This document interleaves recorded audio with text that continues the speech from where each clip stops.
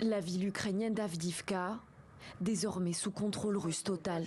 Pour l'armée ukrainienne sur le terrain, l'heure est critique et chaque geste compte. Volodymyr Zelensky le sait. Cette semaine, le président ukrainien a enchaîné les rendez-vous diplomatiques avec ses alliés. Objectif, obtenir plus d'équipements militaires. Chers amis, malheureusement le fait de maintenir l'Ukraine dans un déficit artificiel d'armes, en particulier d'artillerie et de capacités à longue portée, permet à Poutine de s'adapter à l'intensité actuelle de la guerre.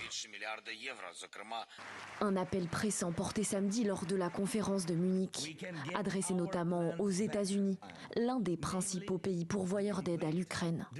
Le Congrès américain bloque en ce moment une enveloppe d'aide militaire à Kiev de 60 milliards de dollars. Mais samedi, Joe Biden l'a affirmé, il se battra pour assurer des armes à l'Ukraine. J'ai parlé à Zelensky cet après-midi pour qu'il sache que j'étais confiant dans le fait que nous allons avoir cet argent pour empêcher que ce pays ne soit envahi par la Russie.